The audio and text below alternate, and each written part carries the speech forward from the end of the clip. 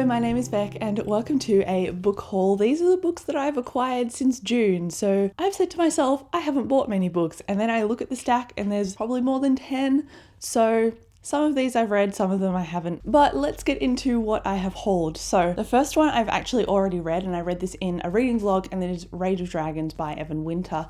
This is an adult fantasy and it very much focuses on Tao, who is on a revenge quest. It takes the first 150 to 200 pages to set up this story with all of the lore, the world building, the characters, and the magic. So I hesitate to say too much about this because whatever I say will spoil the first 150 pages. So be careful when you're reading blurbs and stuff. Just read the blurb on the book and not on Goodreads, because Goodreads spoils something in the plot. So obviously I hold this, I've read it. I gave it 3. I think the hype of this one kind of missed me. So yes, it's a hyped up book. Yes, I bought it. No, I don't regret it, but it's just the way it is. I wish I could give it a 5, but I didn't. Next is a more recent purchase, and I'm so excited about these. I'm going to read these as soon as I can, and they are the rest of the Fruits Basket volumes. Fruits Basket is a manga and it's a supernatural romantic comedy, and it follows Toru, and she discovers the Soma family have a long-standing family curse of when they are hugged by a member of the opposite sex, they turn into an animal of the Chinese zodiac. And because she has lost her mother, she's living in a tent, they say, come and live with us on our estate. And she doesn't like doing things that benefit her. She does things that benefit other people first. So they're like, help us out and you can live here. So that really forms the basis of their new odd relationship, and she accidentally stumbles onto their secret, obviously, because she's living with them. It is funny and it has a lot of great moments that way as well, but it also has deeper underlying moments of tension and vulnerability, because there is a long-standing cycle of abuse that comes along with this family. So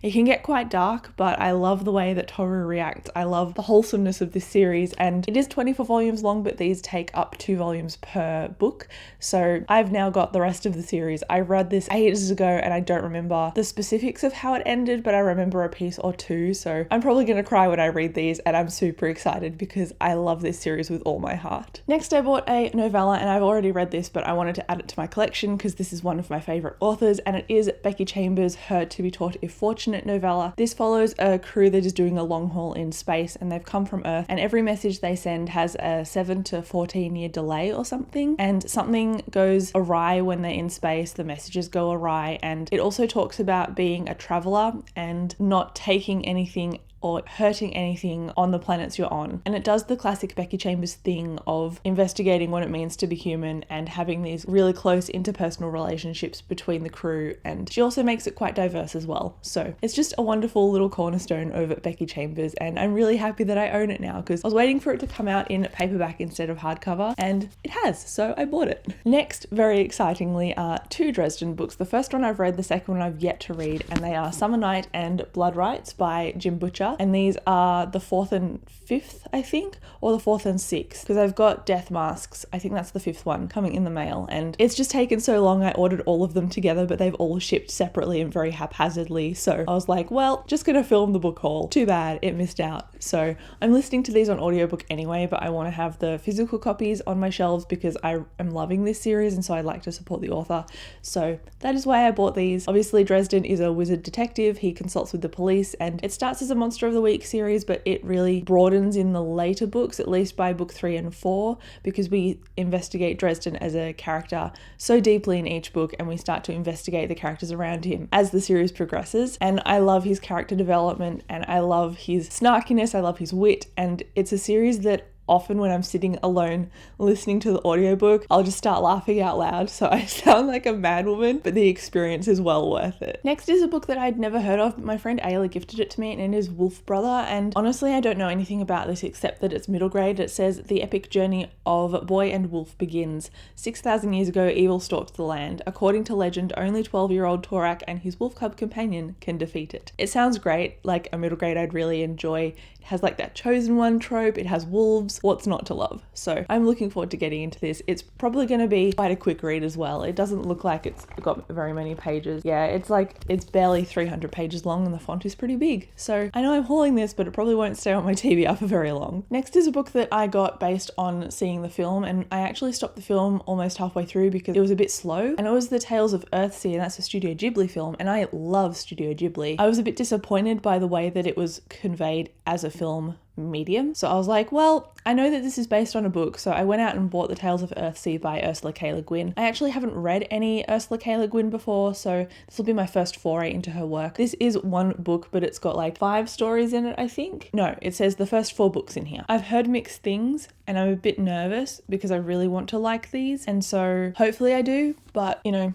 that's to be decided by future me, I guess. It is a fantasy, it's a middle grade fantasy, and it involves a lot of quests, I think. So that's all I really know about it. It says on the back that Jed is but a goat herd on the island of Gaunt when he comes by his strange powers over nature. Enough of a hook for me. So hopefully it turns out to be something that I really enjoy. We'll keep our fingers crossed. If you read it, let me know what you thought, because it seems to be like an older classic or recent classic version of fantasy, because I know Ursula K. Le Guin is talked about quite a lot, and that's why I'm intimidated to pick her up, because she seems to have a lot of accolades, but I don't know if that is outdated to my taste or not, so I'll only find out by reading it. I can't remember if I've hauled this one or not, so I'm gonna include it in this haul just in case I missed it, but it is The Vore, and this is by Brian Catling, and it says on the back that the Vore is a vast, perhaps endless forest, sentient and magical, a place of demons and angels, of warriors and priests. I believe I've read out that synopsis before. I don't know if it was in a book haul or not. So this is another adult fantasy. I've seen nobody talk about it whatsoever. My best friend gifted it to me, and she tends to gift me books or recommend me books as well that I end up loving. She was the first one who told me about The Name of the Wind. She's the first one who told me about The Art of Racing in the Rain, and those are 2 of my all-time favorite books ever. So I have her in high praise. She tends to recommend stuff that I really like, and this is one of her favorites. So it also has a really pretty forest hiding in the pages. So hopefully I like this one as well. And that seems to be kind of the general gist, because I buy books now instead of based on hype, unlike Rage of Dragons. Let's just pretend I didn't buy that one. I tend to buy books based on whether I think I'll enjoy them or not, rather than the hype surrounding them. And I think I'll really like this one. It seems quite mysterious, quite atmospheric, and very fantastical. So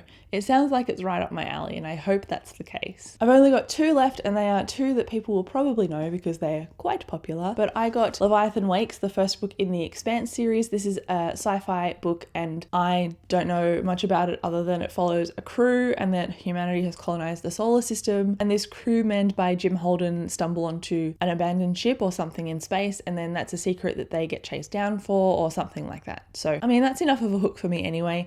I'm really looking forward to reading this. This is probably going to be in my January TBR of 2021, because I've planned to read it not this year because I don't want to try and squeeze it in around Rhythm of War and stuff. So I think this is going to be read immediately next year. So keep your fingers crossed for that, and hopefully I can stick to that. But I want to not start a new series at the end of a year. I'd rather start it in a new year. I don't know if that logic makes any sense to anybody except me, but there you go. And then finally we have the last book on this haul, and it is also quite an exciting one, and it is the second book in the Wheel of Time, The Great Hunt. I read The Wheel of Time and I did a spoiler-free review and a spoiler vlog, and now I'm basically a Wheel of Time fan now. I am keen to read on, so I bought the next book in the series. I have held off going and buying all of the books at once because that will just overwhelm me. But if I read it one at a time and I only buy the next book after finishing the first one or the second one and then buying the third one, etc., then it won't intimidate me as much, or at least I'm hoping it won't. So that is why I've only bought the second book rather than the rest of them, even though I know that I'm enjoying the series. But I can't really say what this is about, can I? Because it's the second book. But we follow in the first book Rand, and he's a farm boy. He and his father are preparing for a festival that happens in their village, and while they're preparing for this festival they go home at night to rest before it starts, and something attacks their house, and it's a mythical creature, and that is like the inciting incident, I guess. It makes Rand realize that there is more going on than his cozy little quiet farm town life, and folk tales he's heard as a kid will potentially be real. So it has him and it has a couple of his friends, and there's also a sorcerer and a few other moving parts, and they end up going on a quest to run from the evil darkness that is chasing them. So that is what starts off the Wheel of Time. The first book is The Eye of the World, and now that I have understood the characters in the Wheel of Time, I am keen to dive into the second book, because this is a series that has so many fans and so many accolades, so surely it's going to be one that I really like. Hopefully I give this more than a 4.5 stars, because that's what I gave the first book, because I want this series to grow with each installment, and I've heard that there's a bit of a slog, and I don't think that's going to happen yet. I think that's around book 4, so wish me luck for the slog. So this one, like Leviathan Wakes, I probably won't read it until the new year, only because I know that it's quite a commitment, and I also have a Brandon Sanderson book coming out in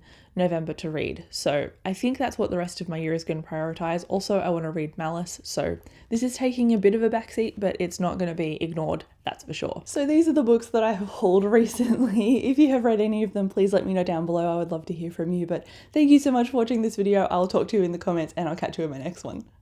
Bye. I know I just finished my book haul, but I am really dumb because I forgot this last book and it's probably the one that I am most excited about apart from Wheel of Time. It is The Invisible Life of Addie LaRue. This is by V.E. Schwab. This doesn't come out until October, but I won an advance copy from the publisher, so I am super excited to have this early. This is about Addie who makes a deal with the devil, and I believe that she wants to live for a long time or something because this spans like 300 years, but the devil, while he makes this deal with her, curses her so that nobody remembers her. So she and the devil end up being the constants in each other's lives. The back of it says, "A life no one will remember, a story you will never forget." I'm looking forward to it. I really like V.E. Schwab, and hopefully this book delivers because I am super excited to have it early. But okay, now it's really the end of the video. Bye.